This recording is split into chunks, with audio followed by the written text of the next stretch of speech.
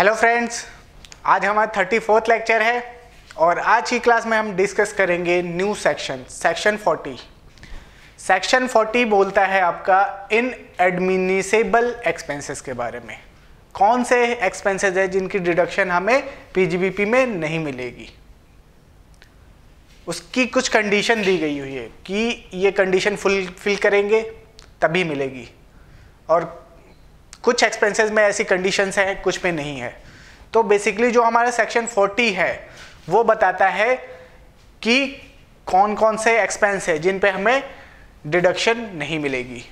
While computing income हम उनको deduct नहीं करेंगे इनकम में से। ठीक है, ठीक है सर। कौन सा सेक्शन है हमारा? सेक्शन 40। इन एडमिसेबल एक्सपेंसेस, वो एक्सपेंसेस जो कि इनकम टैक्स में एडमिनिसेबल नहीं है, उनकी डिडक्शन नहीं मिलेगी। चलिए जी, पेज नंबर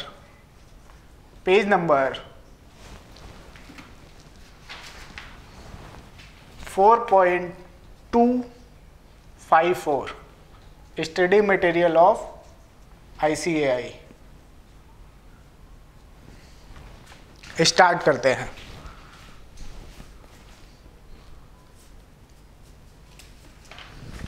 जी 3.7 है आपका पैरा। In case of any SSC, इसमें दो पार्ट्स में एसएससी को डिवाइड किया गया है, एक सारे एसएससी के केस में और एक पार्टनरशिप फर्म और LLP के केस में। तो जब फर्म का केस आएगा तब हम उसके साथ डिस्कस करेंगे। ये है आपका कोई भी एसएससी हो, चाहे कॉर्पोरेट हो, इंडिविजुअल हो, पार्टनरशिप फर्म हो, कोई भी एसएससी हो, सबके केस में एप्लीकेबल है ये वाला। ठीक है, ठीक है sir. Section 40A, any interest, royalty, fees for technical services और other sum chargeable under this act which is payable outside India or in India to a non-resident, non-corporate or to a foreign company on which tax is deductible at source, ठीक है, under this chapter, and such tax has not been deducted or after deduction has not been paid on or before the due date of filing of return specified under section 139(1). It is also provided that where in respect of any such sum where tax has been deducted in any subsequent year or has been deducted in a previous year but paid after the due date of filing of return under section 139(1), such sum shall be allowed as deduction in computing the income of previous year in which such tax has been paid। क्या समझ में आया sir? कुछ नहीं, कुछ भी समझ में नहीं आया सर, कोई बात नहीं। चलिए,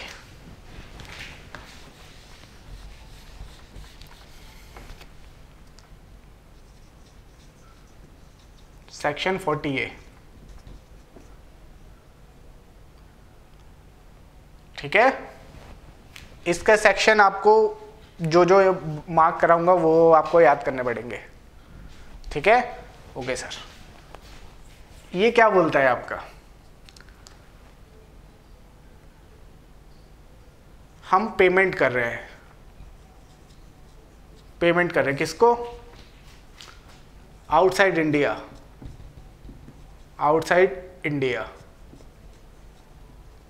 या फिर इंडिया में ही पेमेंट कर रहे हैं, in India, to non resident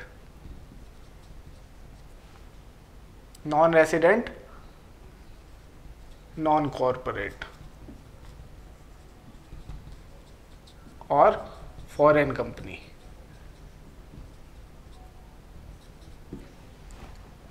ठीक है, हम पेमेंट कर रहे हैं किसको? आउटसाइड इंडिया पेमेंट कर रहे हैं हम, या फिर इंडिया में ही पेमेंट कर रहे हैं किसको? नॉन रेसिडेंट या फिर फॉरेन कंपनी। अगर कंपनी है तो foreign company, other than company है तो नॉन रेसिडेंट। ठीक है, पेमेंट कर रहे हैं। ठीक है सर, किस लिए? फॉर इंटरेस्ट, रॉयल्टी और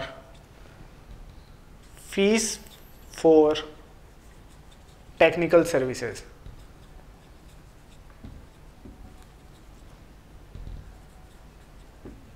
किस लिए पेमेंट कर रहे हैं हम? एज अ इंटरेस्ट पे कर रहे हैं, या फिर रॉयल्टी, या फिर कोई टेक्निकल सर्विस दी उसके लिए हम पेमेंट कर रहे हैं। ठीक है, तो उस पेमेंट पे जो हम पेमेंट कर रहे हैं उस पे टीडीएस डिडक्ट करना था हमें।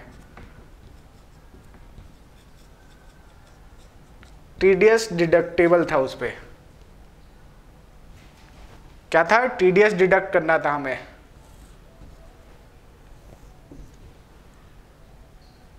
नॉट डिडक्टेड, हमने डिडक्ट ही नहीं किया। टीडीएस नॉट डिडक्टेड, टीडीएस हमने डिडक्टेड नहीं किया। टीडीएस क्या है वो अभी मैं बताता हूं आपको। या फिर after deduction, after TDS deduction not paid to government till due date mentioned in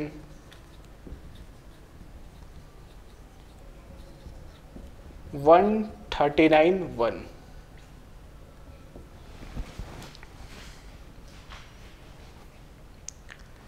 TDS क्या है? सब कुछ तो हो गया सर, ये टीडीएस क्या है ये समझ में नहीं आया हमें।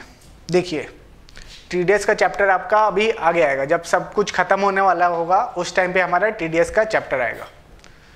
अभी मैं आपको बेसिकली होता क्या है वो बता देता हूँ। जब भी हम किसी को पेमेंट करते हैं तो उस पर टीडीएस काट लेते हैं। मान लीजिए मैं एक पार्टी को, उसने मुझे कोई सर्विस दी, उस मान लीजिए उसकी वैल्यू है 50,000, ठीक है, उसने मुझे कोई सर्विस दी, मैंने उस पर टीडीएस काट के पेमेंट करना है। मान लीजिए 10% टीडीएस काटना है मुझको, मैंने 10% काट लिया 50,000 का, 5,000 रुपये काट लिए और बाकी 45,000 उसे पे कर दूंगा, और जो 5,000 है वो मैं गवर्नमेंट को पे कर दूंगा, वो 5,000 मैं गवर्नमेंट को पे कर दूंगा। ये टीडीएस का कॉन्सेप्ट क्यों लेके आए आपका? ताकि कोई अपनी इनकम छुपा ना पाए। ये जो 5,000 काट के मैंने जमा कराया, ये उसकी जो इनकम टैक्स में एक फॉर्म 26(AS) होता है, उसमें डिटेल आती है कि किस पर्सन ने मेरा कितना टीडीएस काटा। अब जो सामने वाला जो मुझे सर्विस दे रहा है वो जब अपना फॉर्म 26(AS) खोलेगा, उसमें डिटेल आ जाएगी कि मिस्टर विजय ने 5,000 रुपये क्या काटा है? टीडीएस काटा है 50,000 रुपये पे। तो वो 50,000 रुपये छुपा नहीं पाएगा गवर्नमेंट से, उसको उस पर टैक्स देना पड़ेगा। ठीक है, टीडीएस क्या है? बेसिकली आपका एडवांस टैक्स है। अगर मान लीजिए मैं 5,000 रुपये नहीं डिडक्ट कर रहा तो 5,000 रुपये वो उसको अपनी जेब से देने पड़ते हैं। ठीक है, ये जो 5,000 रुपये मैंने काटे, जो उसकी नेट लेवलिटी आएगी, जो उसका टैक्स कैलकुलेट होके आएगा कि मुझे इतना अपनी इनकम पे टैक्स देना है, इस टीडीएस के अमाउंट से एडजस्ट कर सकता है। ठीक है, तो अभी बस माइंड में इतना रखना है, जिसपे आपका टीडीएस एप्लीकेबल है, जिसपे आपका टीडीएस एप्लीकेबल है और हमने टीडीएस नहीं डिडक्ट किया, जिसपे टीडीएस एप्लीकेबल है, किस पे? इंटरेस्ट, रॉयल्टी या फिर फीस फॉर टेक्निकल सर्विसेज, जो कि हम पे कर रहे हैं आउटसाइड इंडिया या फिर इंडिया में ही। किसको? नॉन रेसिडेंट, नॉन कॉर्पोरेट या फिर फॉरेन कंपनी। ठीक है, कहने का मतलब अगर इंडिया से बाहर कर रहे हैं किसी को भी हमें मतलब नहीं, अगर इंडिया में कर रहे हैं तो नॉन रेसिडेंट को होना चाहिए वो। ठीक है, और पेमेंट किस लिए कर रहे हैं हम? इंटरेस्ट, रॉयल्टी या फिर टेक्निकल फीस, टेक्निकल सर्विसेज के लिए। ठीक है, जिसपे टीडीएस डिडक्ट करना था हमें इनकम टैक्स में, लेकिन हमने टीडीएस डिडक्ट नहीं किया during the year, during the previous year.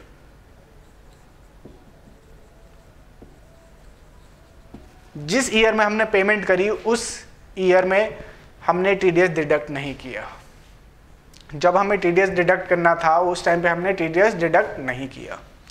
ये तो हो गया पहला केस। दूसरा, टीडीएस तो हमने डिडक्ट कर लिया, हमने ड्यूरिंग द ईयर टीडीएस तो डिडक्ट कर लिया, मुझे 50,000 पे करने थे, 5,000 डिडक्ट तो कर लिया मैंने और 45,000 उसको दे दिए। लेकिन जो 5,000 है वो मैंने गवर्नमेंट के अकाउंट में नहीं डाला, मैंने उसकी जो ड्यू डेट है, कब तक जमा करना है मुझे, जो रिटर्न फाइलिंग की डेट है मेरी 139(1) में, 139(1) में अब की रिटर्न फाइलिंग की डेट दी गई हो कि मुझे कब तक रिटर्न फाइल करनी है।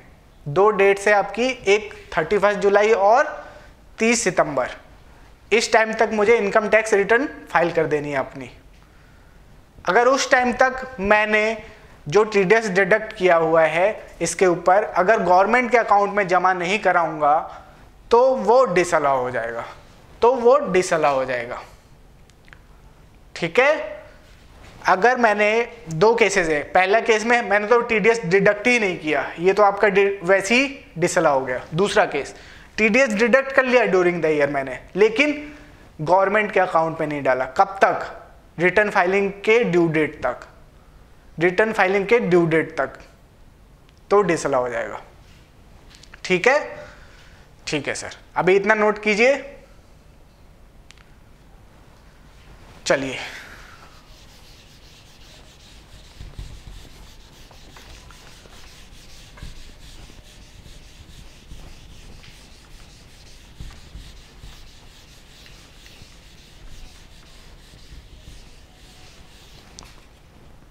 पहला केस लेते हैं। अब मुझे टीडीएस डिडक्ट करना था, टीडीएस डिडक्ट नहीं किया, TDS not deducted, TDS deduct ही नहीं किया मैंने। उस केस में क्या होगा? मान लीजिए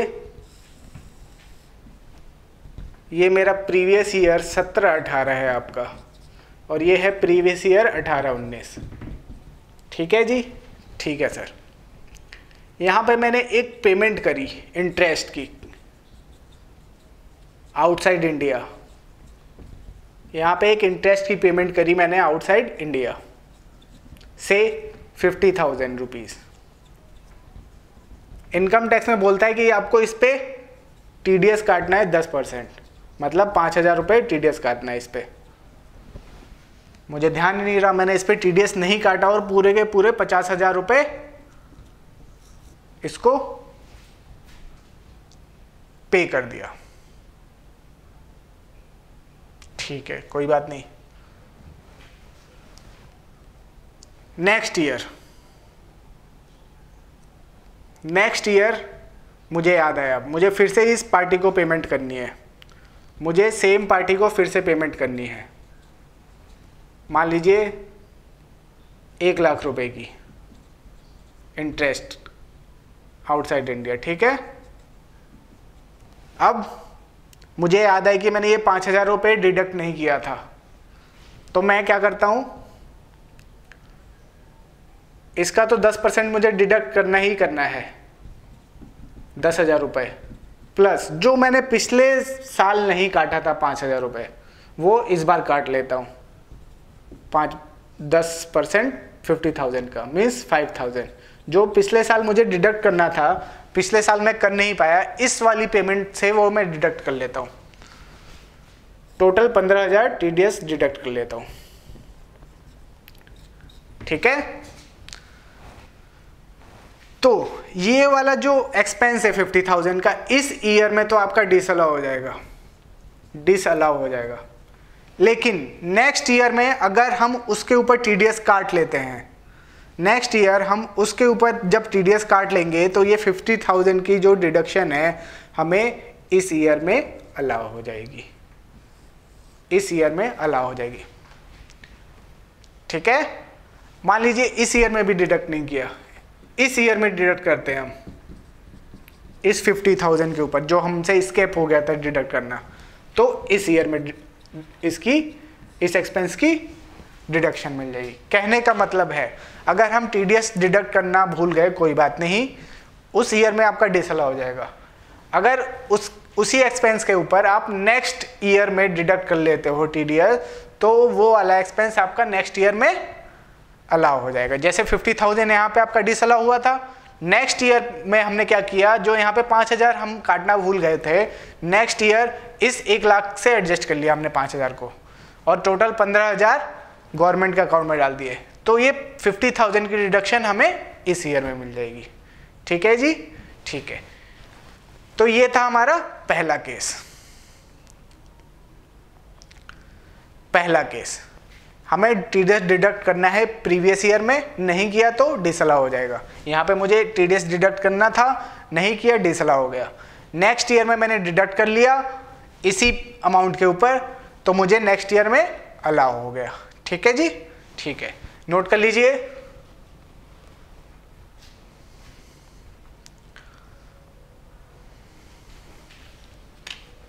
चलिए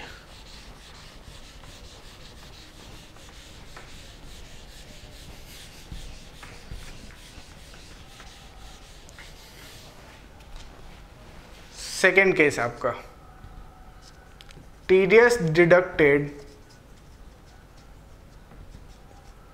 during the previous year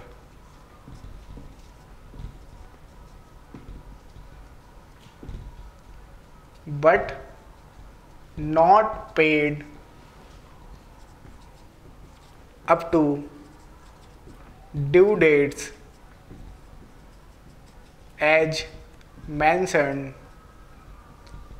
under section 139(1).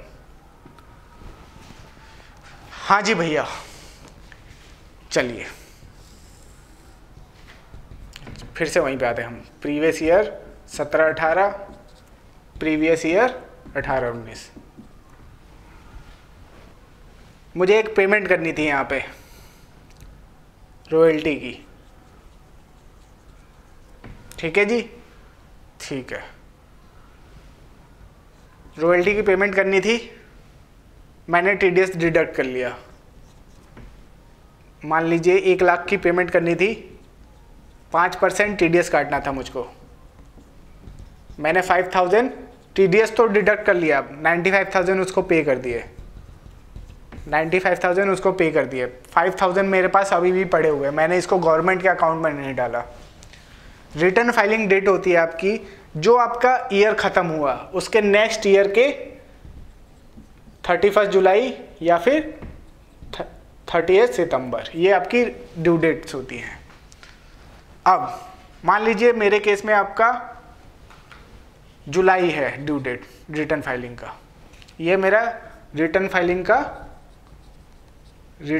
का ड्यू डेट है।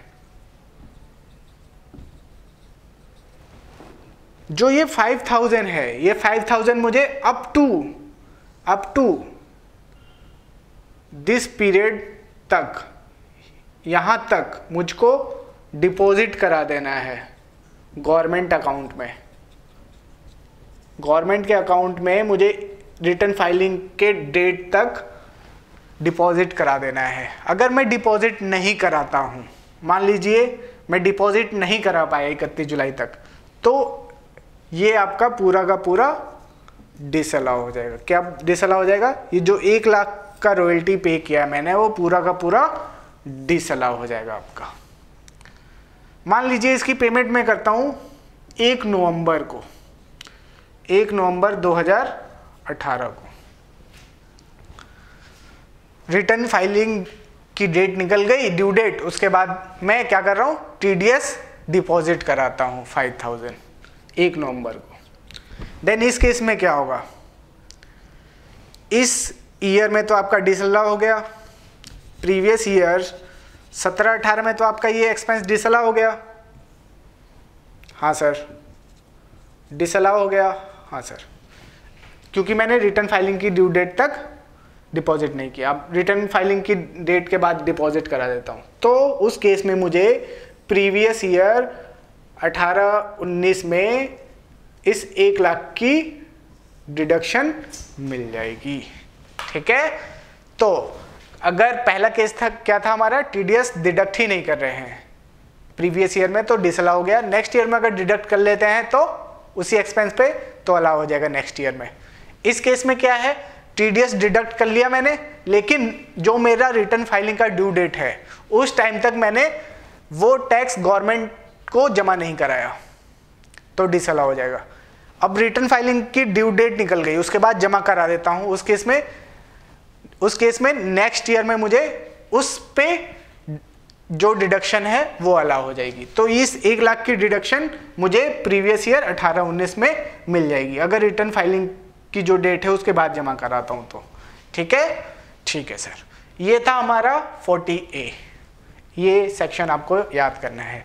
ये सेक्शन है आपका अगर हम नॉन रेसिडेंट को पेमेंट करते हैं या आउटसाइड इंडिया पेमेंट करते हैं। एक बार जो हमारा पैसा इंडिया से बाहर चला गया उसके ऊपर हमारा कंट्रोल है? नहीं सर, कोई कंट्रोल नहीं है। इसीलिए बोला गया है कि पूरा का पूरा खर्चा हम डिसअलाउ कर देंगे।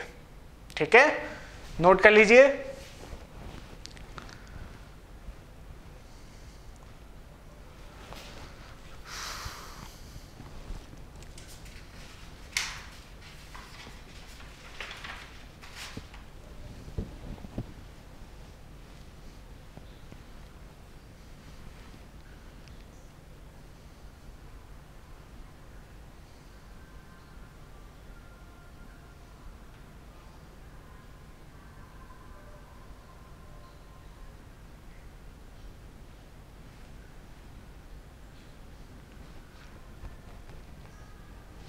चलिए अब दूसरा सेक्शन डिस्कस करते हैं।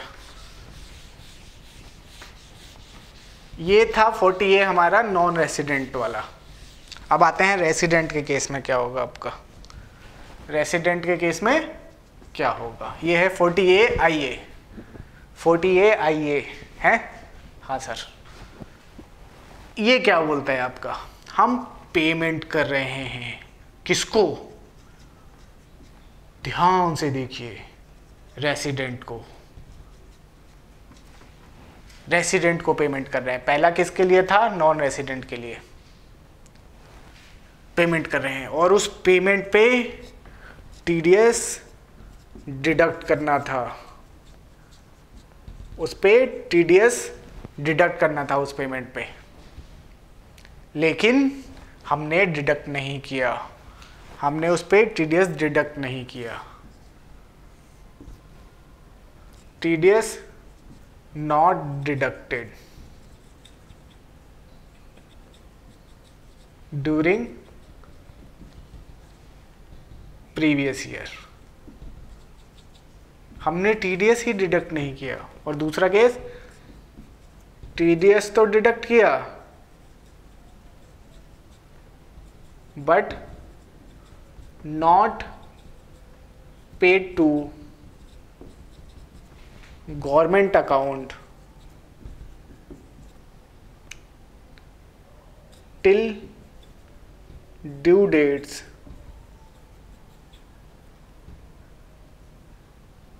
under section 139(1). पहला केस क्या था, पहले वाले सेक्शन में हम किसको पेमेंट कर रहे हैं, या तो पेमेंट आउटसाइड इंडिया हो रही है या फिर नॉन रेसिडेंट को हो रही है इंडिया में। इस केस में क्या बोलता है, पेमेंट कर रहे हैं हम रेसिडेंट को, पेमेंट कर रहे हैं रेसिडेंट को, कहाँ पे, इंडिया में,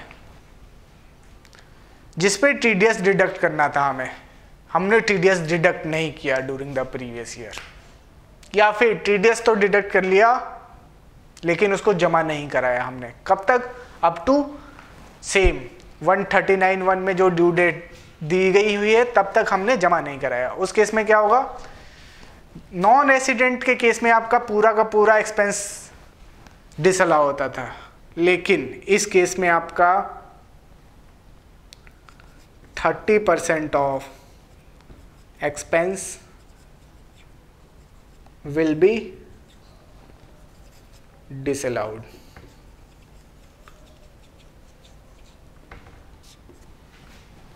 अगर हम रेसिडेंट को पेमेंट कर रहे हैं और उस पेमेंट पे टीडीएस डिडक्ट करना था हमें इनकम टैक्स में, लेकिन हमने टीडीएस डिडक्ट नहीं किया, पहला केस टीडीएस डिडक्ट ही नहीं किया ड्यूरिंग द प्रीवियस ईयर, कितना डिसअलाउ होएगा, मान लीजिए 1 लाख का पेमेंट है सर, 30% मतलब 30,000 डिसअलाउ हो जाएगा आपका।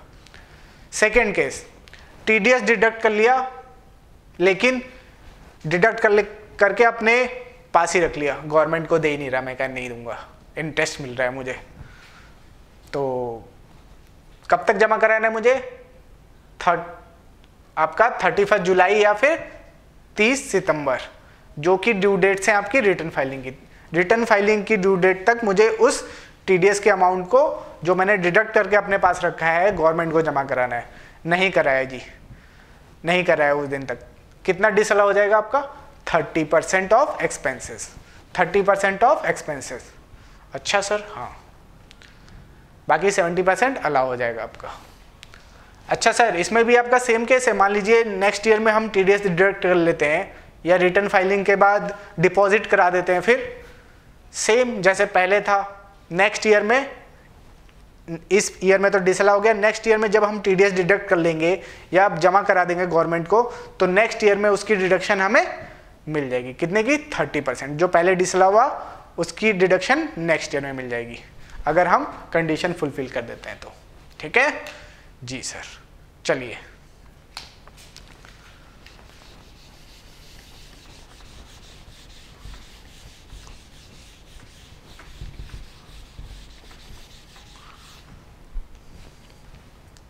इसमें भी नोट कर लीजिए, टीडीएस नॉट डिडक्टेड सेम वैसी है जैसे आपका पहले वाले में था, बस फर्क इतना गया, वहां पे पूरा का पूरा डिसअलाउ होता था और यहाँ पे सिर्फ 30% होगा। नॉन रेसिडेंट के केस में आपका 100% और रेसिडेंट के केस में 30%। प्रीवियस ईयर 18-19, चलिए थोड़ा चेंज करते हैं, प्रीवियस ईयर 19-20। ठीक है, यहाँ पे मैं एक पेमेंट कर रहा हूँ, मान लीजिए सैलरी की पेमेंट कर रहा हूँ, मुझे उस पर टीडीएस डिडक्ट करना था। मान लीजिए 1 लाख पेमेंट कर रहा हूँ, मुझे 10,000 रुपये टीडीएस डिडक्ट करना था। मान लीजिए 10% टीडीएस डिडक्ट करना था, मैंने डिडक्ट करे नहीं, पूरे 1 लाख रुपये पे कर दिए एम्प्लॉय को पूरे 1 लाख रुपये पे कर दिए। तो ये 1 लाख रुपए का कितना परसेंट आपका डिसअलाउ होगा? 30%।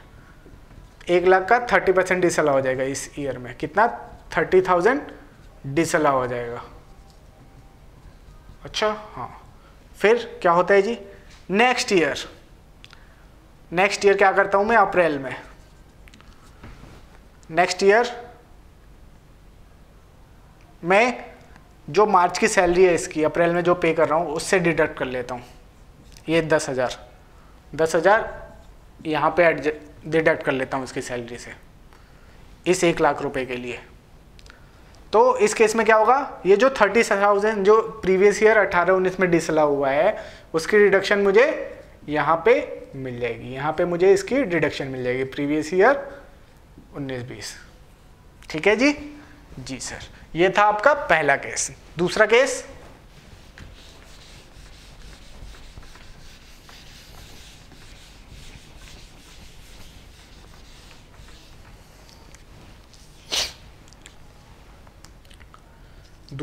क्या है जी?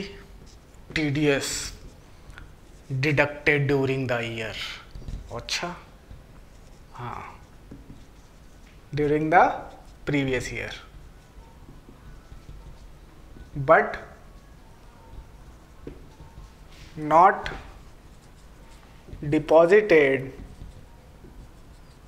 to government up to due dates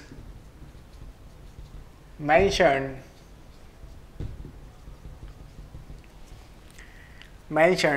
in section 139(1). अच्छा, हाँ, चलिए जी, प्रीवियस ईयर 18-19, प्रीवियस ईयर 19-20। यहाँ पे मैंने मान लीजिए जनवरी में एक पेमेंट करी। किस लिए पेमेंट करी? मान लीजिए इंटरेस्ट की पेमेंट करी मैंने। ठीक है सर, जनवरी 19 को पेमेंट करी मैंने, मान लीजिए 1 लाख रुपए की।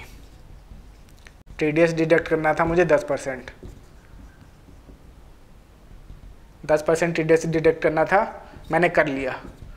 10,000 रुपये TDS डिडक्ट कर लिया, बाकी 90,000 पे कर दिए जिसको पे करना था। अभी ये 10,000 मैं आराम से अपने बैंक में रख के बैठा हूँ, सेविंग बैंक अकाउंट में FD करा दिया है, उस पर मुझे 7% इंटरेस्ट मिल रहा है। यहाँ पे मेरी 31 जुलाई को रिटर्न फाइल करनी है मुझे।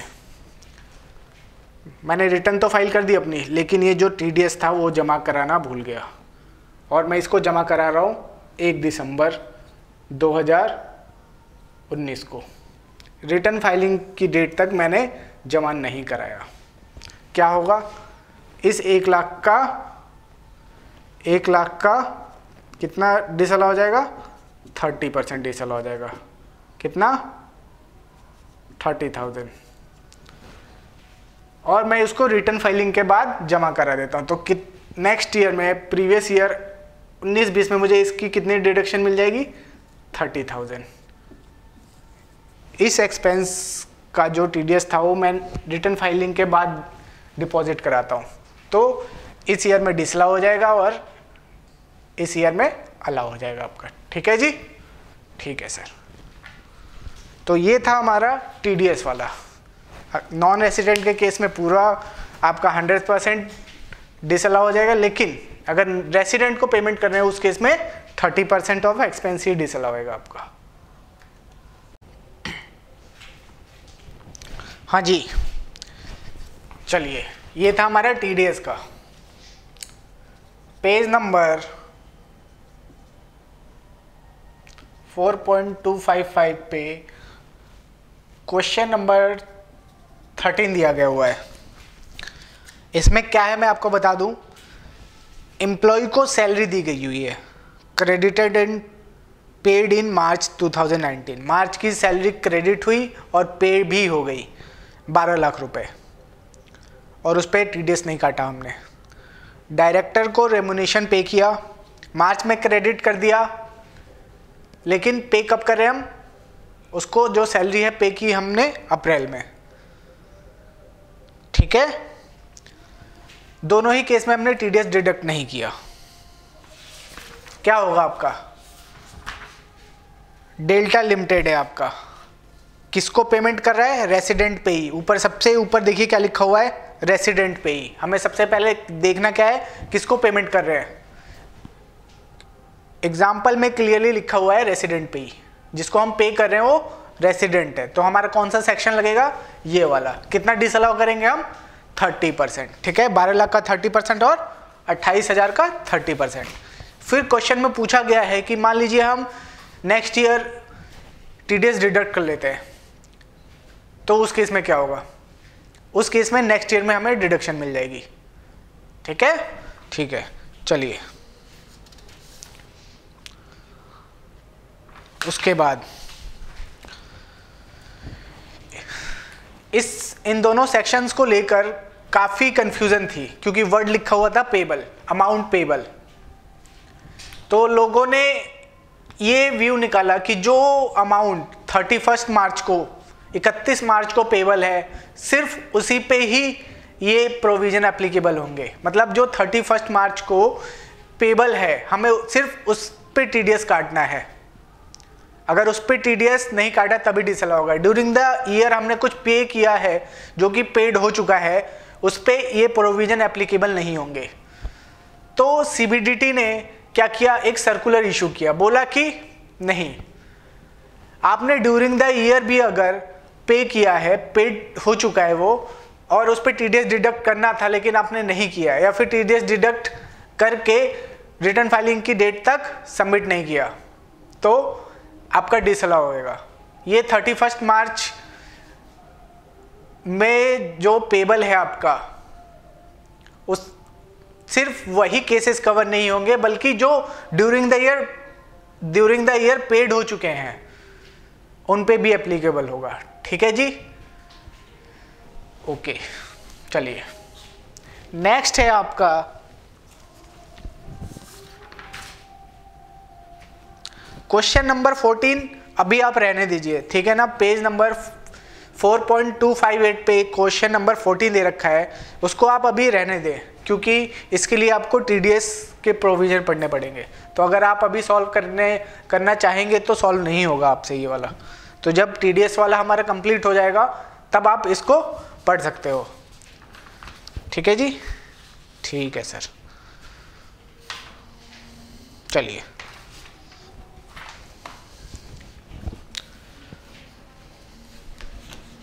अब सेक्शन याद करने की जरूरत नहीं है, यही 2 सेक्शन हैं जो आपको याद करने हैं। अगर एग्जाम में आए तो आपको एग्जैक्ट यही सेक्शन लिखना पड़ेगा।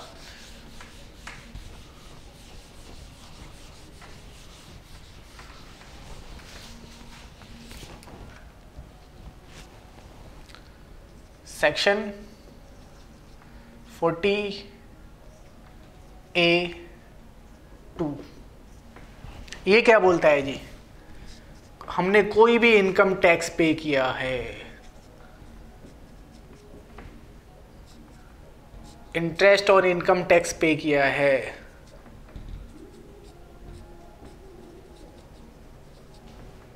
कोई सेस पे किया है, सेस और इनकम टैक्स पे किया है,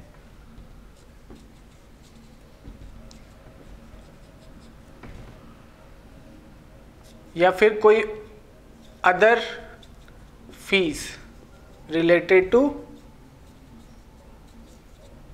इनकम टैक्स, ये सारा का सारा आपका डिसअलाउ होएगा, सारा का सारा डिसअलाउ होएगा। इनकम टैक्स से रिलेटेड कोई भी खर्चा, income tax, interest on income tax, penalty on income tax, other fees payable under income tax, सारा का सारा डिसअलाउ होता है, सारा का सारा डिसअलाउ होता है, उसकी डिडक्शन हमें नहीं मिलती है। ठीक है जी, ठीक है। पेनल्टी, पेनल्टी किसी भी एक्ट की हो डिसअलाउ होगी। और इंटरेस्ट, मान लीजिए इंटरेस्ट ऑन GST है, इंटरेस्ट ऑन GST है, गुड्स एंड सर्विसेज टैक्स है, उस केस में वो आपका अलाउ हो जाएगा। सिर्फ पेनल्टी, पेनल्टी किस लिए लगती है आपकी? For violation of law.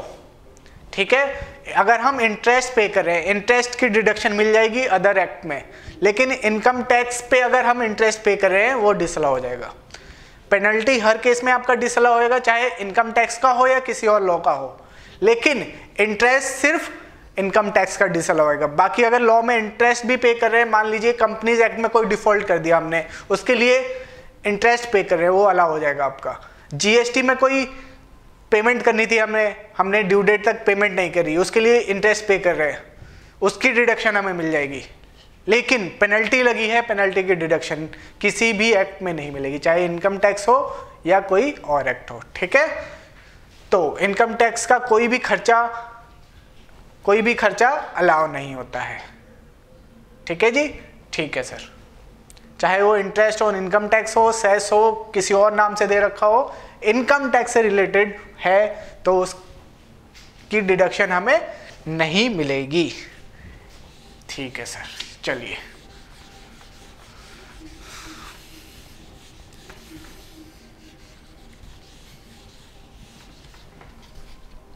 Next section है आपका, ये भी सेक्शन आपको याद नहीं करना है, सेक्शन याद नहीं करना है,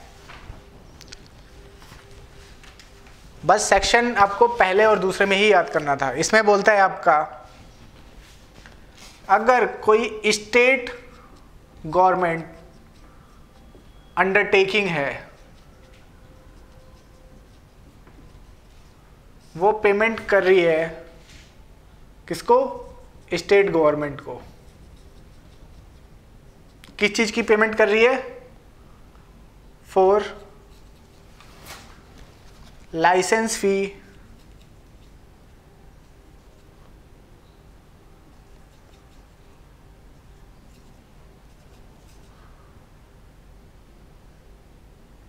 रॉयल्टी,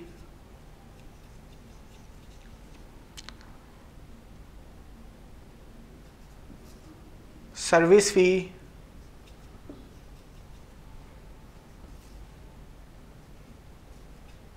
प्रिविलेज फीस और सेम नेचर।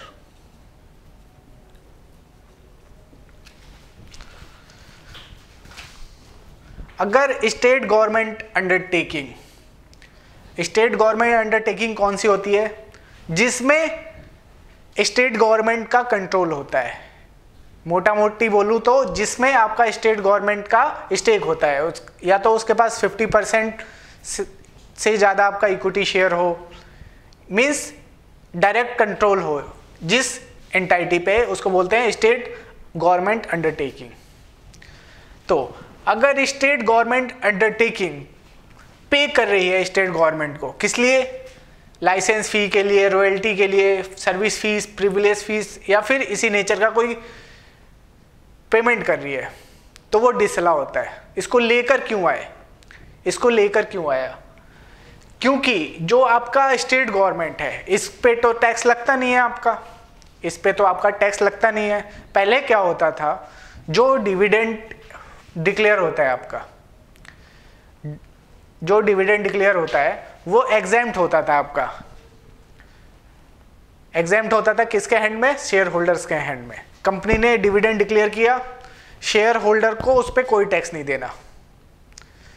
कंपनी ही जो टैक्स है उस पे डिविडेंड टैक्स करके आता था, डिविडेंड डिस्ट्रीब्यूशन टैक्स, वो पे करेगी। मान लीजिए 10% डिविडेंड डिस्ट्रीब्यूशन टैक्स है आपका, कंपनी ने 10 लाख क्या किया?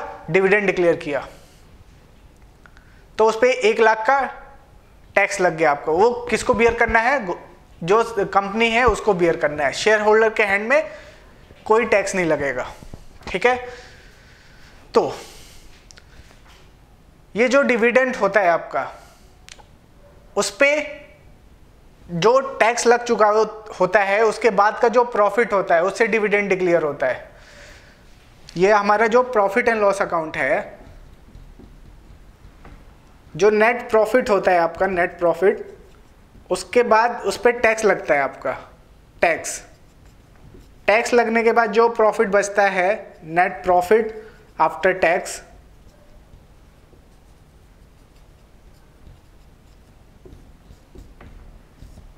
फिर ये यहाँ पे आपका ट्रांसफ़र हो जाता है।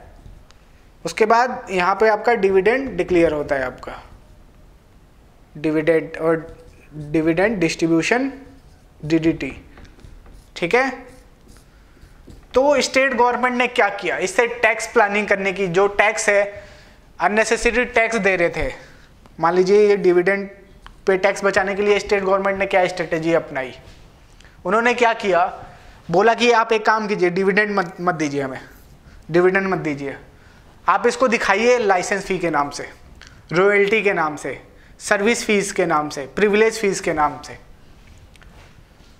तो वो स्टेट गवर्नमेंट अंडरटेकिंग बोलती है ठीक है, डिविडेंड तो उसको वैसे भी देना ही था, तो वो क्या करने लगी? इस नाम से दिखाने लगी। अब इससे क्या फायदा हुआ? ये सारे खर्चे वो क्या करता था, जो स्टेट गवर्नमेंट अंडरटेकिंग थे, वो इसको प्रॉफिट एंड लॉस में डेबिट करने लगे। उससे आपका नेट प्रॉफिट क्या हो गया? कम हो गया।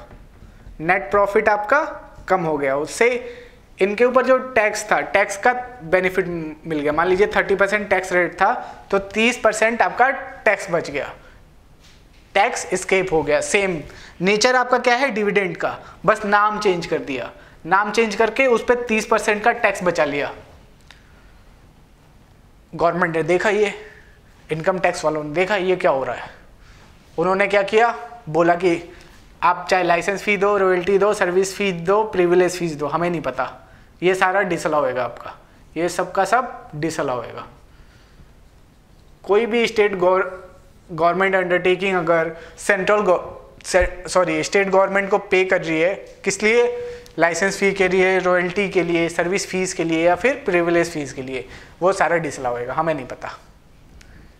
ठीक है जी, इसीलिए ये सारी चीज़ें, ये से क्या है आपका डिविडेंड का ही नेचर है, डिविडेंड का ही नेचर है, बस नाम चेंज कर दिया टैक्स बचाने के लिए। तो इसीलिए इनकम टैक्स में अमेंडमेंट की गई और बोला गया कि अगर स्टेट गवर्नमेंट अंडरटेकिंग कोई भी पेमेंट करेगी स्टेट गवर्नमेंट को for licence fee, royalty, service fees और प्रिविलेज फीस, तो डिसअलाउ होएगा वो आपका। ठीक है जी, ठीक है सर।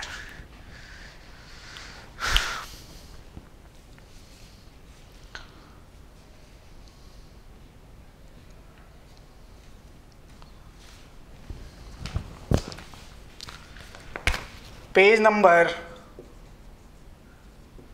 4.259 पे आपका स्टेट गवर्नमेंट अंडरटेकिंग की डेफिनेशन दी गई हुई है। क्या है definition? A corporation established by और under any act of state government, वो कॉरपोरेशन जो किसी स्टेट गवर्नमेंट एक्ट में बनी हुई हो।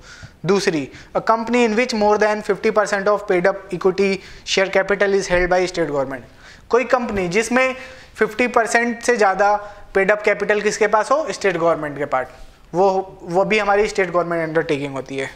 A company in which more than 50% of paid up capital share is held by singly और जॉइंटली बाई ए और बी, अगर इन जो ए बी ने किसी और में भी 50% शेयर ले रखा है तो वो भी आपकी स्टेट गवर्नमेंट अंडरटेकिंग बन जाएगी। ठीक है। थर्ड है अ कंपनी, सॉरी फोर्थ है आपका अ कंपनी और corporation in which the state government has the right to appoint the majority of director और टू कंट्रोल द मैनेजमेंट और पॉलिसी डिसीजन। मीन्स अगर मेजर डिसीजन कर पा रही है स्टेट गवर्नमेंट, तो अगर कंट्रोल है डिसीजंस के ऊपर में, जो मेजर डिसीजन है डायरेक्टर्स को हटा सकती है, स्टेट गवर्नमेंट अगर डायरेक्टर को हटा सकती है तो उसका कंट्रोल है उसके ऊपर, तो वो आपका स्टेट गवर्नमेंट अंडरटेकिंग हो गई। ठीक है जी, चलिए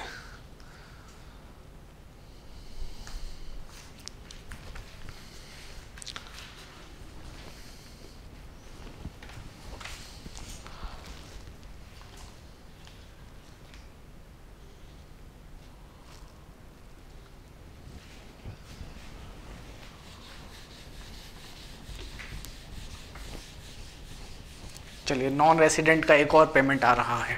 अच्छा सर, हाँ चलिए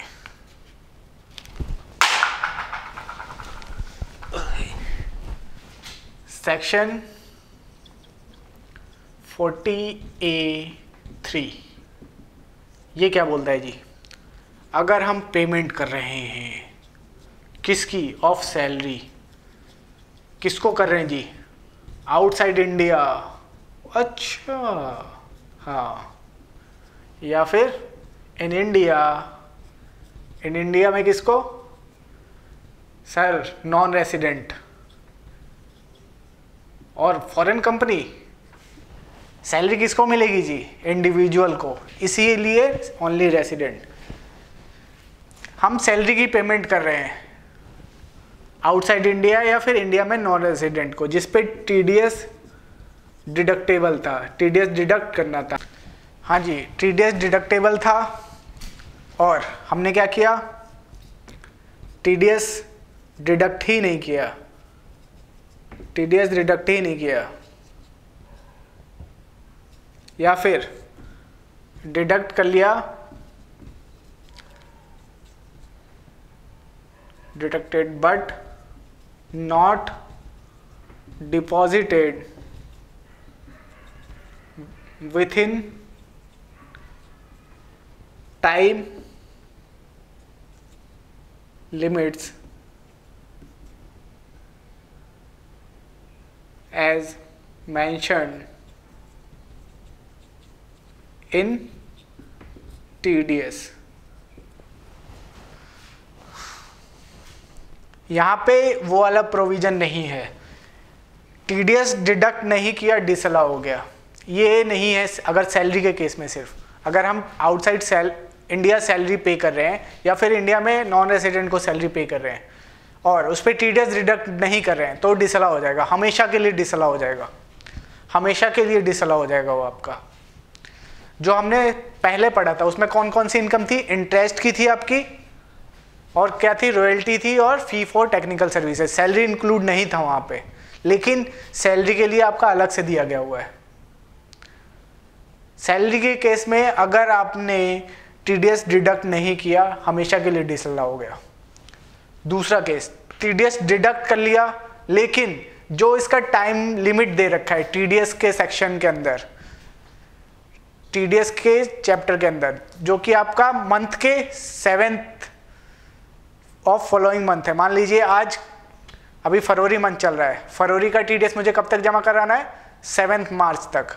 तो अगर मैं फरवरी का टीडीएस 7 मार्च तक नहीं जमा करवा रहा हूं तो हमेशा के लिए डिसअलाउ हो जाएगा। इस केस में हमेशा के लिए डिसअलाउ हो जाएगा। ये नहीं कि बाद में डिडक्ट कर लिया तो हमें उसकी डिडक्शन मिल जाएगी ना, एक बार डिसअलाउ हो गया तो सैलरी के केस में हमेशा के लिए डिसअलाउ हो जाएगा आपका। ठीक है जी, ठीक है। तो टीडीएस अगर डिडक्ट ही नहीं किया, हमेशा के लिए डिसअलाउ। टीडीएस डिडक्ट कर लिया लेकिन जो टाइमलाइन दिया गया है टीडीएस डिपॉजिट कराने के लिए, यहाँ पे रिटर्न फाइलिंग की बात नहीं हो रही है, इनकम टैक्स रिटर्न फाइलिंग की ड्यू डेट की बात नहीं हो रही है, यहाँ पे वो डेट्स की बात हो रही है जो कि टीडीएस जमा करवाने की ड्यू डेट्स हैं। उस टाइम के अंदर अगर हमने जमा नहीं कराया तो वो हमेशा के लिए डिसअलाउ हो जाएगा आपका वो एक्सपेंस। ये सैलरी हमेशा के लिए डिसअलाउ हो जाएगी, हमेशा के लिए डिसअलाउ हो जाएगी। ठीक है जी, ठीक है सर।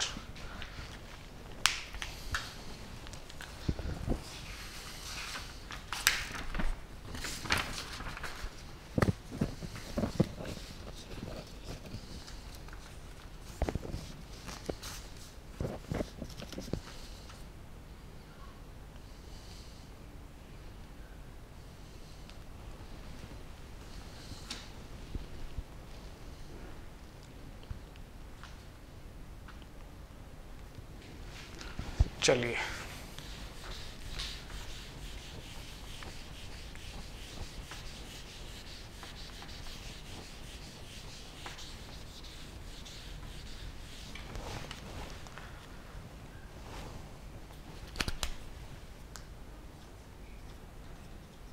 सेक्शन 40A4 इसमें क्या है? इस सेक्शन में बोला गया है कि जब कोई एम्प्लॉई आपका पीएफ से पैसा निकाल रहा है तो जो एम्प्लॉयर है उसको एक ऐसा अरेंजमेंट करके रखना है कि जब भी वो पीएफ से पैसा निकाले उस पर टीडीएस डिडक्ट हो जाए अगर एप्लीकेबल है तो। इसमें ये बोला है कि उसको अरेंजमेंट करने हैं कि जब भी कोई एम्प्लॉई अपने पीएफ से पैसा निकाले और उस पर टीडीएस कटना है तो वो टीडीएस कट जाए। अगर अरेंजमेंट ऐसे नहीं है तो उसकी डिडक्शन नहीं मिलेगी अब। ठीक है, ठीक है, ठीक है सर। चलिए पेज नंबर 4.260 इसमें पढ़ते हैं क्या लिखा है। एनी कॉन्ट्रीब्यूशन टू पीएफ और the fund established for the benefit of employee of SSC unless the assessee has made effective arrangement to make sure that the tax shall be deducted at source from any payments made from the fund। Fund से अगर कोई भी payment कर रहे हैं हम तो उस पर ऑटोमेटिकली टीडीएस डिडक्ट हो जाए अगर एप्लीकेबल है तो। ठीक है, ठीक है सर।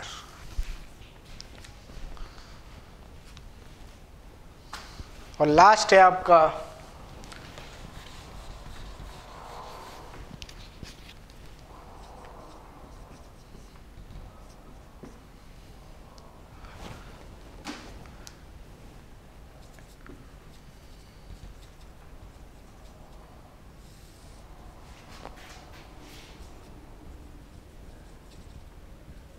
Employer employee. एम्प्लॉयर क्या करता है? पे कर देता है tax on non monetary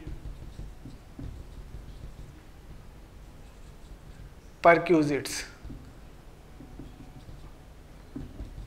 of employee.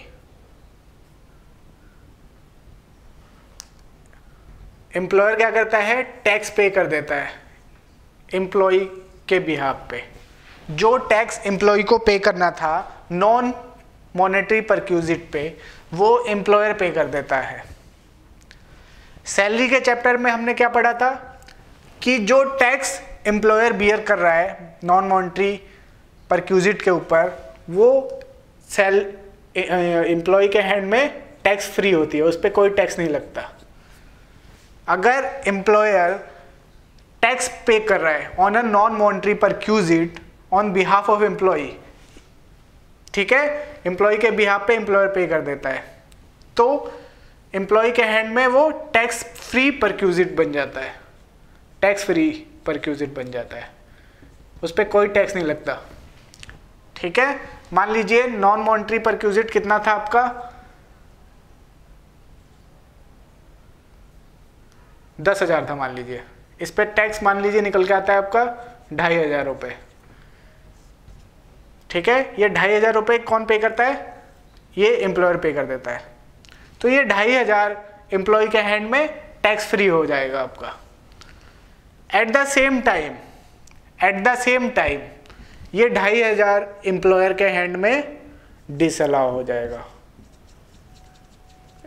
Income tax double benefit नहीं देता कहीं भी, एक जगह बेनिफिट दिया दूसरी जगह डिसअलाउ कर दिया। तो अगर एम्प्लॉयर टैक्स पे करता है एम्प्लॉय के बिहाफ पे नॉन मॉनिटरी परक्यूजिट का, एम्प्लॉय के हैंड में तो टैक्स फ्री हो जाएगा आपका, लेकिन एट द सेम टाइम वो आपका एम्प्लॉयर के हैंड में डिसअलाउ हो जाएगा जो उसने टैक्स पे किया है। ये 2,500 जो टैक्स पे किया है उसने 10,000 पे tax on non monetary perquisite पे जो पे किया है, ये 2,500 इसके हैंड में डिसअलाउ हो जाएगा और सेम टाइम ये इसके एम्प्लॉय के हैंड में टैक्सेबल हो जाएगा। ठीक है जी, ठीक है।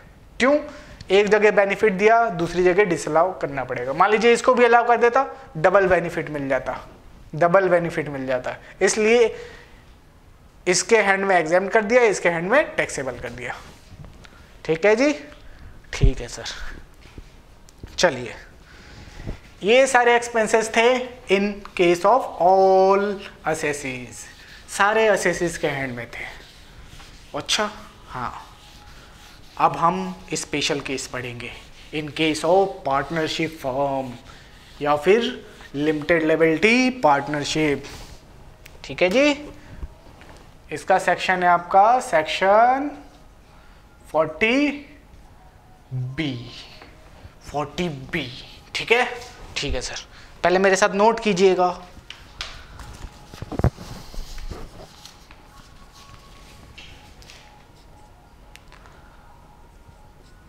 Any salary,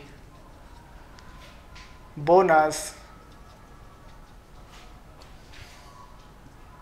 commission,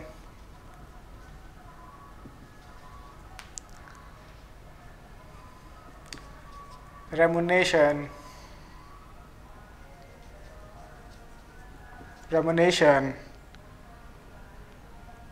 to non-working partner। Non-working partner कौन होता है, जो सर सोता रहता है, स्लीपिंग पार्टनर, जो काम नहीं करता, सिर्फ नाम का पार्टनर होता है, उसको बोलते हैं हम नॉन वर्किंग पार्टनर। जो बस आराम से कैपिटल लगाता है और घर पे जाकर सो जाता है, बिजनेस में क्या हो रहा है कोई मतलब नहीं उसको, is disallowed.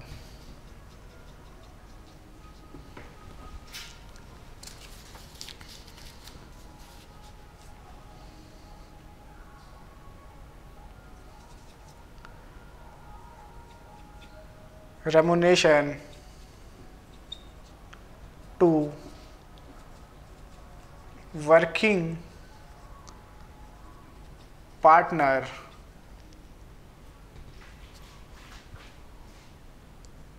not authorized by partnership deed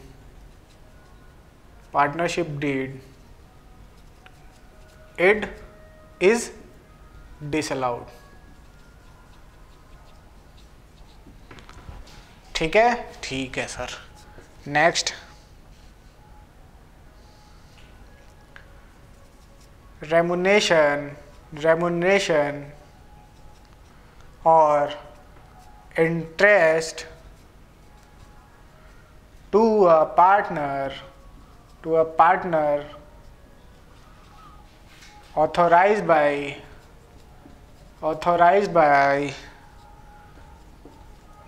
deed but relates to earlier period is disallowed.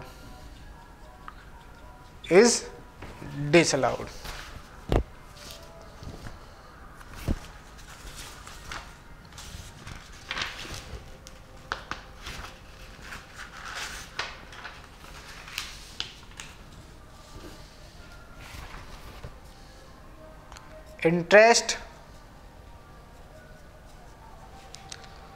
to any partner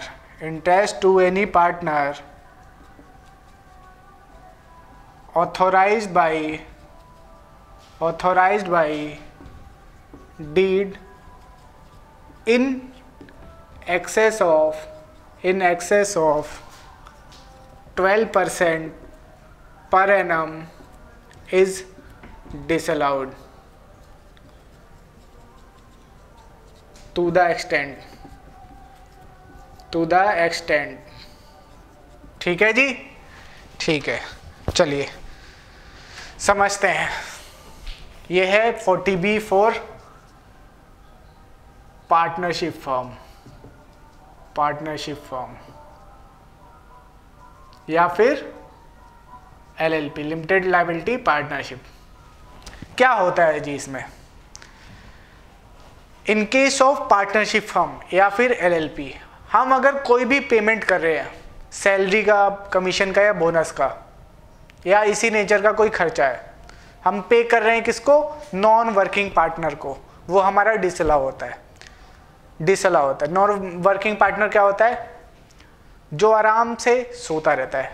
partnership firm पढ़ी है हमने, हाँ सर, पार्टनरशिप एक्ट, उसमें आपका एक स्लीपिंग पार्टनर होता था। हाँ, क्या करता था वो? सर कुछ नहीं करता था, वो नॉन वर्किंग पार्टनर था आपका। बेसिकली जो वर्किंग पार्टनर की डेफिनेशन है, जो एक्टिवली पार्ट ले रहा है बिजनेस में, जो बिजनेस की डे टू डे एक्टिविटीज़ हैं उसमें पार्ट ले रहा है, वो आपका जो भी डिसीजन है उसमें पार्ट ले रहा है, वो आपके वर्किंग पार्टनर्स होते हैं।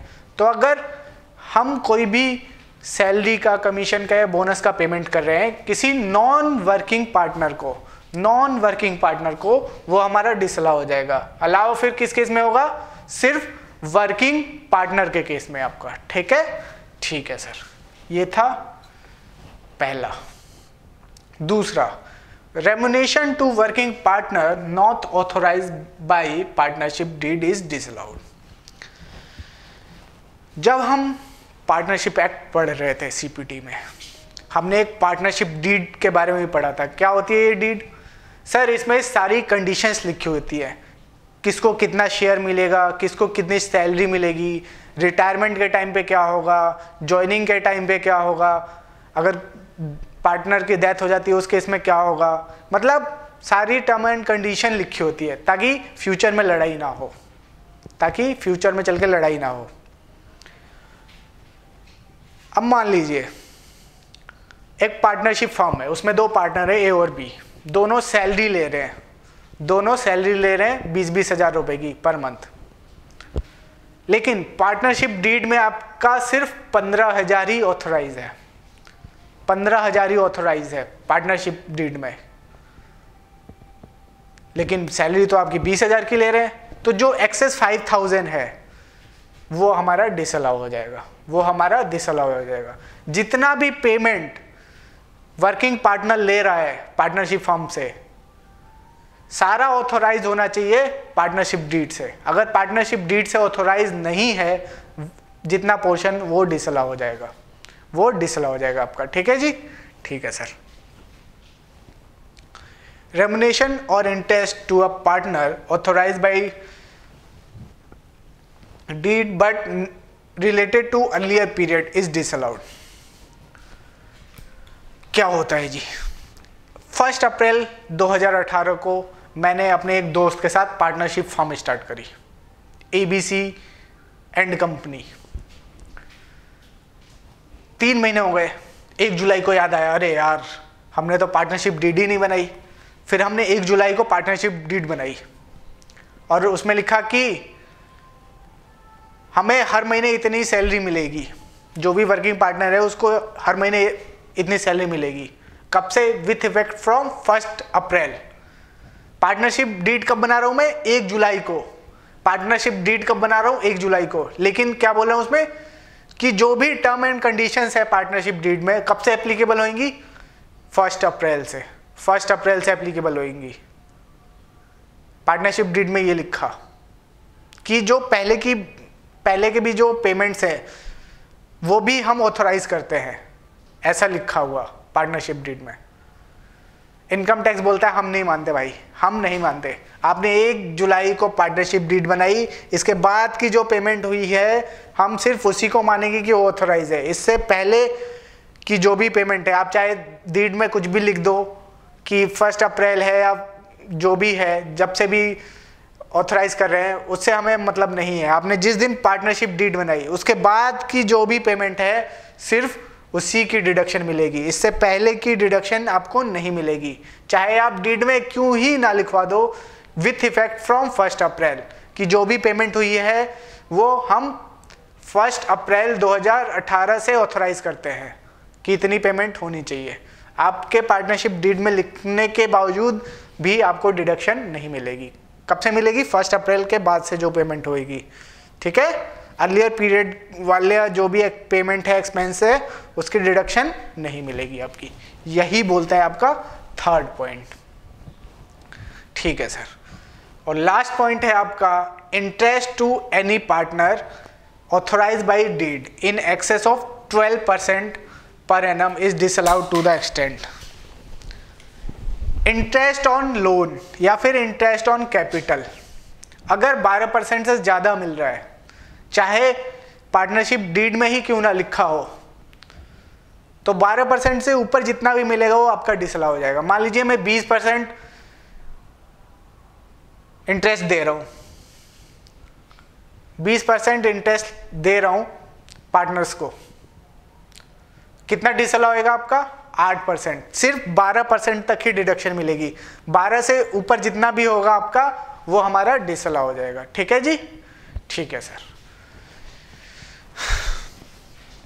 तो पहला पॉइंट क्या था? नॉन वर्किंग पार्टनर को कोई भी रेम्युनरेशन मिलेगा उसकी डिडक्शन नहीं मिलेगी, हाँ सर। सेकेंड, जो वर्किंग पार्टनर को पेमेंट मिल रही है वो सारी ऑथोराइज होनी चाहिए पार्टनरशिप डीड से, हाँ सर। थर्ड, पार्टनरशिप डीड बनने के डेट के बाद से जो भी पेमेंट हो रही है सिर्फ उन्हीं की डिडक्शन मिलेगी, उससे पहले की जो भी पेमेंट्स हैं उसकी डिडक्शन नहीं मिलेगी, ठीक है, ठीक है सर। उसके बाद इंटरेस्ट सिर्फ 12% तक ही, जो कि ऑथराइज है पार्टनरशिप डीड में। पार्टनरशिप डीड में मान लीजिए 20% लिख देगी ऑथराइज है, लेकिन सिर्फ 12% तक ही मिलेगी। 12% से ऊपर जितना भी हम इंटरेस्ट देंगे वो सारा डिसअलाउ होगा, सारा का सारा डिसअलाउ होगा, ठीक है, ठीक है सर। चलिए नोट कर लीजिए।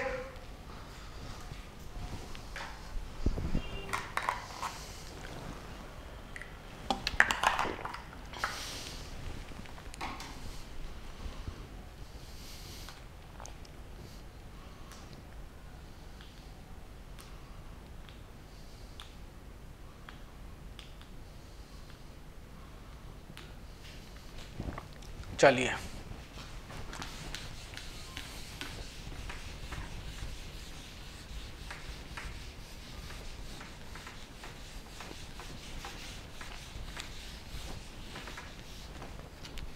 नेक्स्ट पॉइंट है आपका remuneration to working partner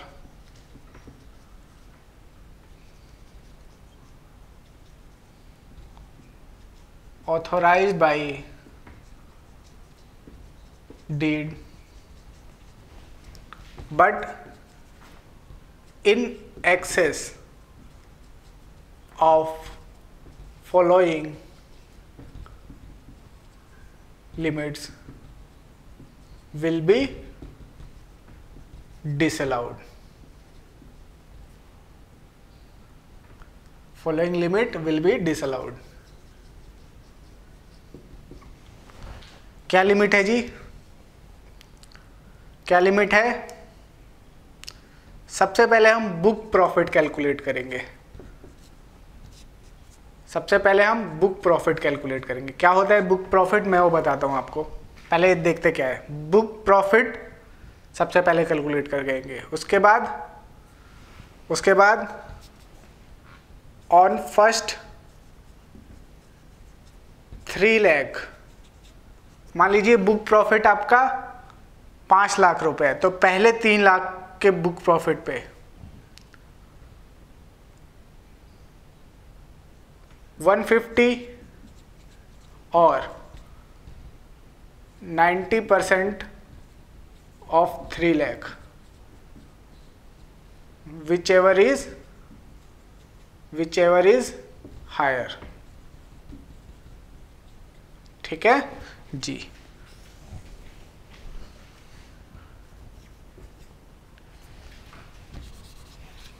on remaining book profit, on remaining book profit, बाकी जो भी रिमेनिंग बुक प्रॉफिट बच गया उसका 60% निकाल देंगे हम। 60% इंटू रिमेनिंग बुक प्रॉफिट। ठीक है। फॉर एग्जाम्पल मान लीजिए मैं रेम्यूनरेशन पे कर रहा हूँ 6 लाख की वर्किंग पार्टनर्स को। रेम्यूनरेशन कितना पे कर रहा हूँ? 6 लाख की। मेरा बुक प्रॉफिट आ रहा है आपका से 5 लाख रुपीज़। 5 लाख रुपीज़ आ रहा है बुक प्रॉफिट। ठीक है जी। अब 5 लाख के स्टार्टिंग के 3 लाख पे 5 लाख को मैं 2 पार्ट्स में तोड़ दूंगा। आपका 3 लाख और बाकी रिमेनिंग 2 लाख। फर्स्ट 3 लाख पे ऐसे कैलकुलेट करूंगा मैं, बाकी जो रिमेनिंग बच गया 2 लाख उस पे ऐसे कैलकुलेट करूंगा। तो 3 लाख का 90% कितना हो गया आपका सर? ये हो गया आपका 270 और 150, दोनों में से जो भी हायर हो गया। 270 हायर है, हाँ सर। ये हो गया आपका फर्स्ट 3 लाख पे इतना अलाउ होगा। नेक्स्ट 2 लाख पे कितना होगा? 60% ऑफ 2 लाख 1,20,000। 1,20,000 कितना होता है जी? 3,90,000। इतना अलाउ हो जाएगा, इतना अलाउ हो जाएगा। इससे ऊपर 6 लाख हमने पे किया है, लेकिन एक्चुअल इतना ही अलाउ होएगा। बाकी जो डिफरेंस है आपका, कितने का डिफरेंस है? 2,10,000 का, ये हमारा डिसअलाउ हो जाएगा। ये डिसअलाउ हो जाएगा हमारा। ठीक है जी। ठीक है सर। हाँ जी। बुक प्रॉफिट क्या है? बहुत सिंपल है। बुक प्रॉफिट कैलकुलेट करना बहुत ही सिंपल है आपका। अच्छा सर, हाँ। नेट प्रॉफिट लेंगे हम। कौन सा नेट प्रॉफिट? जो कि ऑलरेडी एडजस्टेड है। इसमें आपकी इस सेक्शन से पहले की जितनी भी डिडक्शन है वो सारी मिल चुकी होगी। वो वाला नेट प्रॉफिट लेंगे हम, वो वाला। इसमें आपका सेक्शन 30 से लेकर 37 तक जो भी डिडक्शंस हैं सारी एडजस्ट करने के बाद जो प्रॉफिट आएगा वो वाला प्रॉफिट लेना है अपने को। ठीक है? ठीक है सर। अगर इस प्रॉफिट में से रेम्युनरेशन डिडक्ट कर दिया है, अगर रेम्युनरेशन डिडक्ट हो चुका है तो उसको ऐड बैक कर देंगे। Remuneration to all partners. All partner sir, हाँ, इंक्लूडिंग नॉन वर्किंग पार्टनर।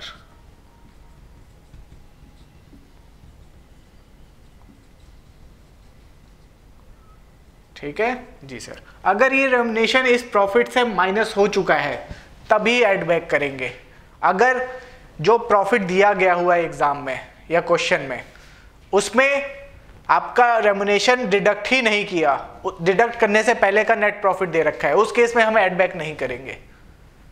ये जो नेट प्रॉफिट है, इस नेट प्रॉफिट में से ये अगर रेमुनेशन ऑलरेडी डिडक्ट हो चुका है तभी हम इस रेमुनेशन को ऐड बैक करेंगे। नहीं हुआ, अगर डिडक्ट नहीं हो रखा, तब उस केस में हम इसको ऐड बैक नहीं करेंगे। फॉर एग्जाम्पल ये हमारा प्रॉफिट एंड लॉस अकाउंट है, ठीक है जी, ठीक है सर। यहाँ पे आपका आ रहा है ग्रॉस प्रॉफिट, कितने का? 5 लाख रुपए का। यहाँ पे आपका डेप्रिसिएशन आ रहा है, कितना? 1 लाख रुपए, ठीक है। इंटरेस्ट आ रहा है आपका 15% के हिसाब से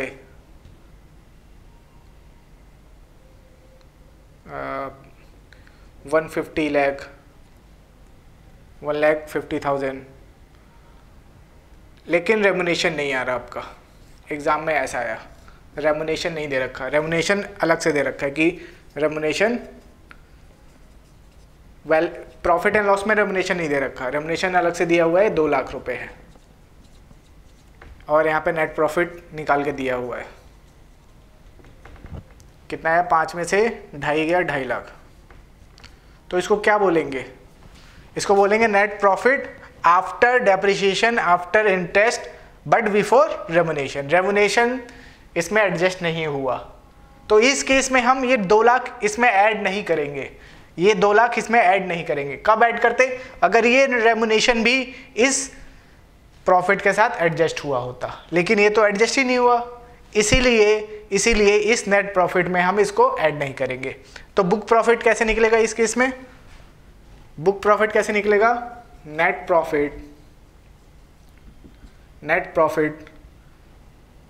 कितना है? 2.5 लाख, ठीक है।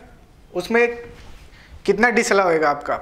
इंटरेस्ट आपका 1.5 लाख है, 15% के हिसाब से कितना मिलेगा? 12% तक ही मिलता है, तो 3% जो एक्सेस पे किया है वो डिसअलाउ हो जाएगा। इसमें इंटरेस्ट ऐड कर देंगे 3%, 30,280, ये आपका क्या बन गया? ये क्या बन गया आपका? Book profit. कहने का मतलब ये है, जो हमारा नेट प्रॉफिट है, सब कुछ एडजस्ट होने के बाद जो नेट प्रॉफिट आ रहा है, ठीक है, रेमुनेशन भी एडजस्ट हो चुका है, सब कुछ एडजस्ट हो चुका है, रेमुनेशन एडजस्ट हो चुका है, इंटरेस्ट एडजस्ट हो चुका है, सब एडजस्ट हो चुका है। उस प्रॉफिट में जितना हमारा डिसअलाउंस हो रहा है इंटरेस्ट का, उसको ऐड करेंगे, प्लस जो हमारा रेमुनेशन पे किया है उसको ऐड करेंगे। ऐड करने के बाद जो आएगा वो हमारा बुक प्रॉफिट बन जाएगा, ठीक है, बुक प्रॉफिट बन जाएगा। अब मान लीजिए इस केस में आपका यहाँ पे इंटरेस्ट भी नहीं दिया होता, ऐसे दिया होता,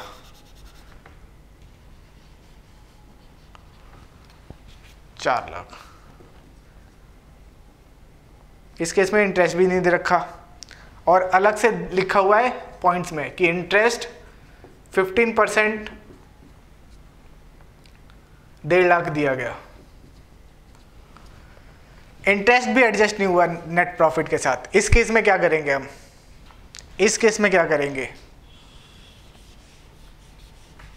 इस केस में क्या करेंगे? जो हमारा इंटरेस्ट है 15% दिया है पार्टनर्स को, लेकिन वो नेट प्रॉफिट से एडजस्ट नहीं होगा।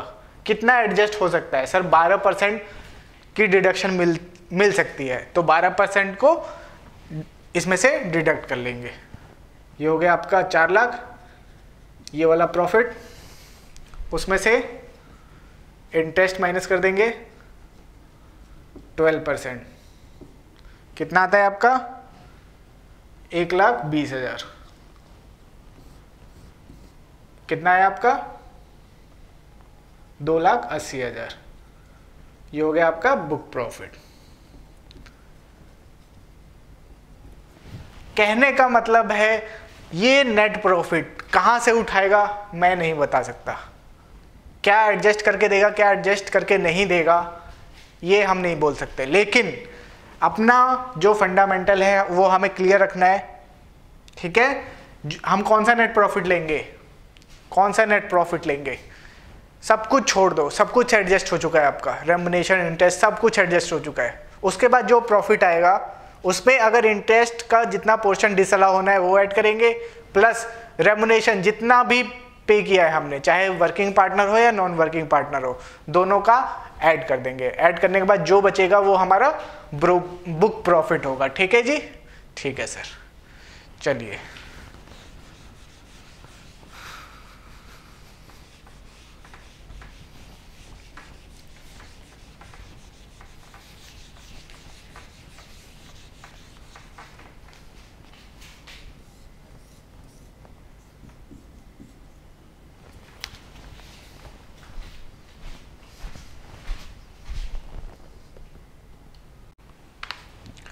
ठीक है जी।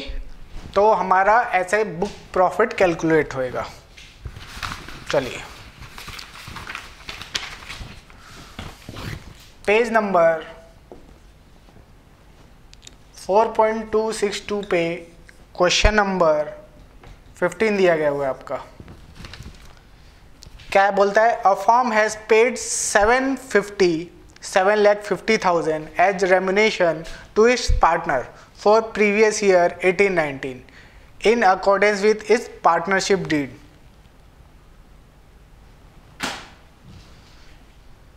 And it has a book profit of 10 lakh. What is remuneration allowable as deduction?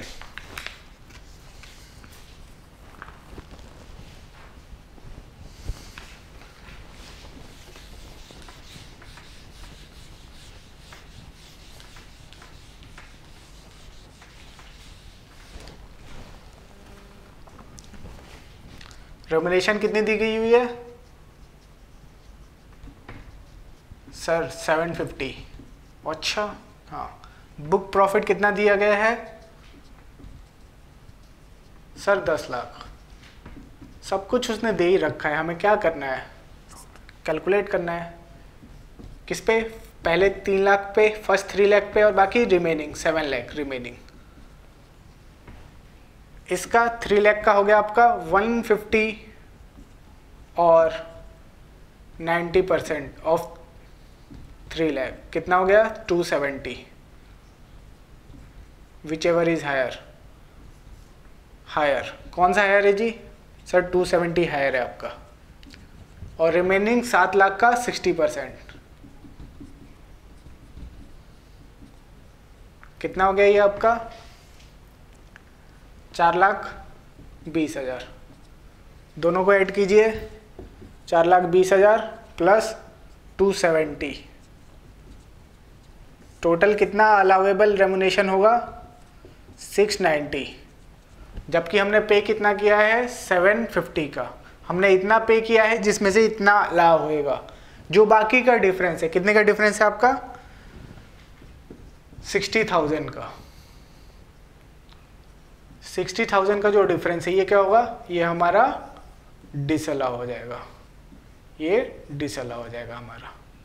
ठीक है जी, ठीक है सर। चलिए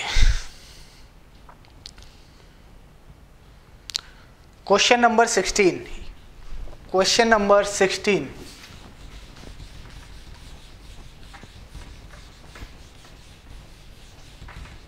मेरे एग्जाम टाइम पे ऐसा ही क्वेश्चन आया था और मैं कंफ्यूज हो गया था। क्वेश्चन नंबर 16 क्या बोलता है question? Rao and Jain, a partnership firm consisting of 2 partners, report a net profit of 7 lakh before deduction of following item। 7 lakh का नेट प्रॉफिट है before deduction of following item. क्या? Salary of 20,000 each per month payable to 2 working partner of a firm. ठीक है। Depreciation on plant and machinery under section 32 150। तो ये जो 7 लाख है उसमें डेप्रिसिएशन डिडक्ट नहीं हो रखी। क्या करेंगे? डिडक्ट करेंगे। पहले डिडक्ट करेंगे। जो 30 से लेकर 37 तक की डिडक्शन है उसने क्लियरली दे रखा है कि डेप्रिसिएशन डिडक्ट करने से पहले है। डिडक्ट करने से पहले अगर ये लाइन नहीं लिखता, सिर्फ बोल देता है नेट प्रॉफिट इतना है और डेप्रिसिएशन दे देता, तब हम डेप्रिसिएशन का कुछ नहीं करते। लेकिन उसने साफ साफ बोला हुआ है कि डेप्रिसिएशन डिडक्ट करने से पहले है, तो सब डेप्रिसिएशन भी एडजस्ट करना है अपने को। सबसे पहले डेप्रिसिएशन एडजस्ट करेंगे हम, ठीक है जी, ठीक है सर।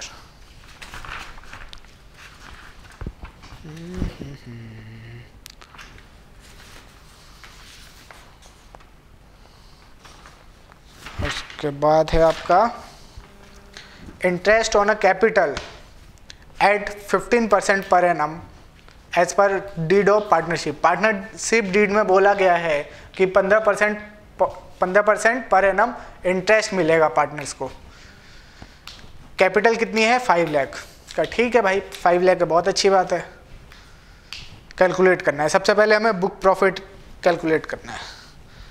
सबसे पहले हमें क्या करना है, बुक प्रॉफिट कैलकुलेट करना है। बुक प्रॉफिट कैलकुलेट करना है। नेट प्रॉफिट कितना दिया गया है 7 लाख का। उसमें क्या क्या एडजस्ट नहीं हुआ आपका, एक तो डेप्रिसिएशन एडजस्ट नहीं हुआ। कितना है डेप्रिसिएशन, कितना है जी डेप्रिसिएशन 1,50,000, ठीक है। और इंटरेस्ट कितना मिल जाएगा हमें, इंटरेस्ट की डिडक्शन 12% तक, 12% इंटरेस्ट की डिडक्शन मिल जाएगी। 5 लाख का 12% कितना होता है आपका 60,000, 12% इंटू 5 लाख 60,000 माइनस कर दीजिए, कितना आता है आपका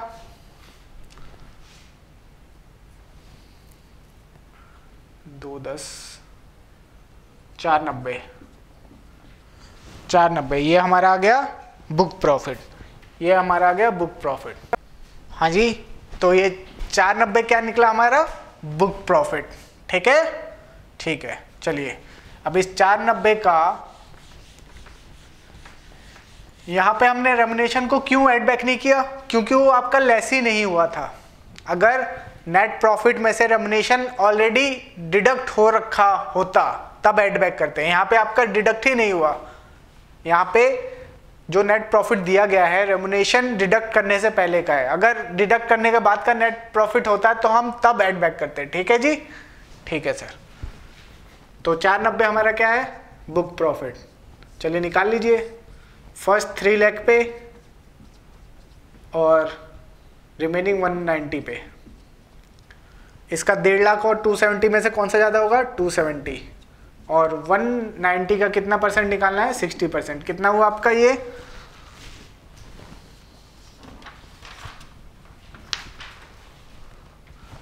1,14,000।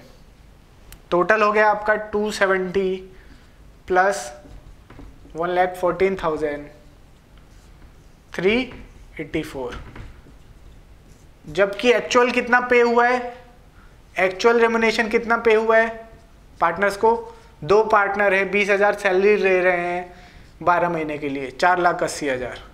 एक्चुअल में रेम्युनरेशन इतना पे हुआ है, जबकि इतना अलाउड है।